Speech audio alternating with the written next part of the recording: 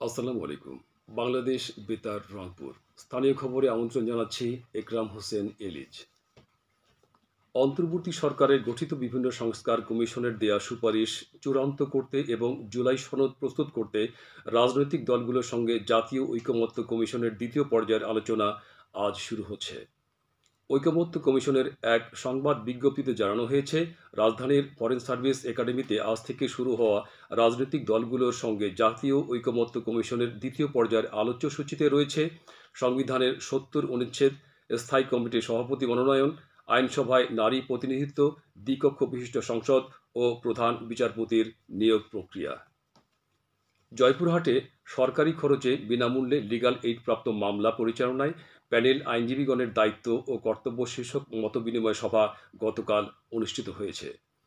জেলা জজ আদালতের সিনিয়র সহকারী জজ ও লিগ্যাল এইড অফিসার জান্নাতুল রাফিন সুলতানা সভায় সভাপতিত্ব করেন। সভায় লিগ্যাল এইডভুক্ত মামলাগুলো দ্রুত নিষ্পত্তির বিষয়ে সিদ্ধান্ত নেওয়া হয়। সেই সাথে অসহায় বিচার প্রার্থীরা যাতে হয়রানির শিকার না হয় সে ব্যাপারে সংশ্লিষ্ট সবাইকে আন্তরিকভাবে কাজ করার আহ্বান জানানো হয়। রংপুর নগরীতে নিয়ম বহির্ভূতভাবে ক্লিনিক ও ডায়াগনস্টিক সেন্টার পরিচালনার অপরাধে 4টি প্রতিষ্ঠানকে 7.5 লাখ টাকা জরিমানা করেছে যৌথ বাহিনী।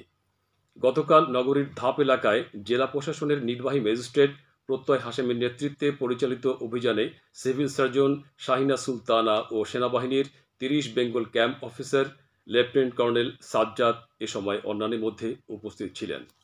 এদিকে রংপুর মেট্রোপলিটন পুলিশের মাদক বিরোধী অভিযানে গতকাল 4 মাদক কারবারি ও মাদক সেবীকে গ্রেফতার করা হয়েছে। ডিবি কার্যালয়ে অতিরিক্ত উপ পুলিশ কমিশনার রুহুল আমিন জানান, হারাগাছ থানার মেনাজ বাজার বান্ধের পাড় এলাকায় অভিযান চালিয়ে এদের গ্রেফতার করা হয়। এ সময় গ্রেফতারকৃতদের কাছ থেকে 107 বোতল স্কাপ ও 8 বোতল ফেন্সিডিল উদ্ধার করা হয়। শ্রমিক কল্যাণ ফেডারেশন রংপুর জেলা ট্রেড ইউনিয়ন কার্যকরী সদস্যদের দিনব্যাপী শিক্ষা বৈঠক গতকাল অনুষ্ঠিত হয়েছে।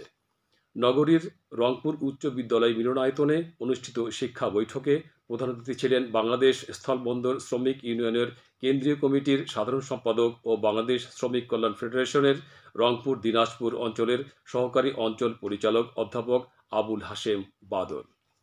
জেলা সভাপতি মোহাম্মদ বেলাল আবিদিন এতে সভাপতিত্ব করেন।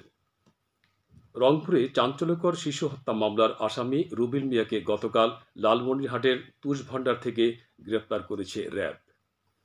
13 রংপুর সূত্র জানিয়েছে, গঙ্গাচড়া সদর চ্যাংবাড়ি এলাকার বেলাল হোসেনের ছেলে শিশু জিশান হোসেন রাহিমকে একটি এতিমখানা থেকে গত 29 মে রাতে জোরপূর্বক তুলে নিয়ে গিয়ে হত্যা করা হয়। পরে তার লাশ লক্ষ্মীটারি ইউনিয়নের মহিপুর পুরাতন ক্যানেলের পাশ থেকে উদ্ধার করে পুলিশ।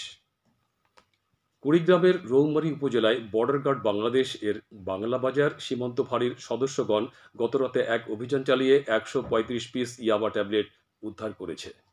বিজিবি জামালপুর 35 ব্যাটালিয়নের সহকারী পরিচালক শামসুল হক জানান, উপজেলার মোল্লারচর এলাকায় ভারত বাংলাদেশ সীমান্ত পিলারের 200 মিটার অভ্যন্তরে পরিত্যক্ত অবস্থায় এসব ট্যাবলেট পাওয়া যায়।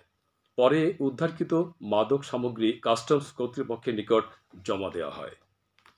হতদরিদ্র বিধবা নারীদের স্বাবলম্বী করতে লালমনিরহাটে 30 জন বিধবা নারীর মাঝে একটি করে গরু বিনামূল্যে বিতরণ করেছে বেসরকারি স্বেচ্ছাসেবক সংগঠন আসিয়া ফাউন্ডেশন। গতকাল আদিতমারী উপজেলার সাপটিবাড়ি ইউনিয়নের গিলাবাড়ি এলাকায় এসব গরু বিতরণ করা হয়। জেলা জামায়াতে ইসলামীর সেক্রেটারি অ্যাডভোকেট ফিরোজ হায়দার লাবলু এ সময় অন্যান্যের মধ্যে উপস্থিত ছিলেন। কুড়িগ্রামের রাজারহাট উপজেলায় বিদ্যুৎ স্পৃষ্ট হয়ে নাজমুল হোসেন নামের এক যুবক নিহত হয়েছে। উপজেলার নাজিম খান ইউনিয়নের মানাবাড়ি কাচারিপাড়া গ্রামে বৈদ্যুতিক সেচ পাম্পে বিদ্যুৎ স্পৃষ্ট হয়ে এই দুর্ঘটনা ঘটে। রাজারহাট থানা পুলিশের অফিসার ইনচার্জ তসলিম উদ্দিন বিষয়টি নিশ্চিত করেছেন। গাইবান্ধার পলাশবাড়ী উপজেলায় 2টি ইউনিয়নের বিভিন্ন শিক্ষা প্রতিষ্ঠানে ক্রীড়া সামগ্রী বিতরণ করা হয়েছে। গতকাল উপজেলা পরিষদ চত্বর এ উপলক্ষে আয়োজিত অনুষ্ঠানে প্রধান অতিথি ছিলেন উপজেলা সহকারী কমিশনার আল ইয়াসার রহমান তাপাদার। এ সময় উপজেলার কিশোরগাড়ি ও হোসেনপুর ইউনিয়নের 17টি শিক্ষা প্রতিষ্ঠানে football, cricket bat, stamp, gloves সহ বিভিন্ন খেলাধুলার সরঞ্জাম সংশ্লিষ্ট শিক্ষা প্রতিষ্ঠানের প্রধানদের নিকট হস্তান্তর করা হয়। সবশেষে আবহাওয়া। আজ সন্ধ্যে ৬টা পর্যন্ত পূর্বাভাসে বলা হয়েছে যশোর, কুষ্টিয়া, ফরিদপুর, খুলনা, বরিশাল, পটুয়াখালী, নোয়াখালী, কুমিল্লা, চট্টগ্রাম এবং কক্সবাজার অঞ্চলের উপর দিয়ে দক্ষিণ পূর্ব দিক থেকে অস্থায়ীভাবে ঘন্টায় ৪৫ থেকে ৬০ কিলোমিটার বেগে দমকা থেকে ঝোড়ো হাওয়া বয়ে যেতে পারে। সেই সাথে বৃষ্টি অথবা বজ্রসহ বৃষ্টিপাতের সম্ভাবনা রয়েছে। এসব এলাকার নদীবন্দরসমূহকে ১ নম্বর সতর্কতা সংকেত দেখাতে বলা হয়েছে। খবর শেষ হলো। আমাদের পরবর্তী স্থানীয় খবর প্রচারিত হবে বেলা ২টা ৫ মিনিটে।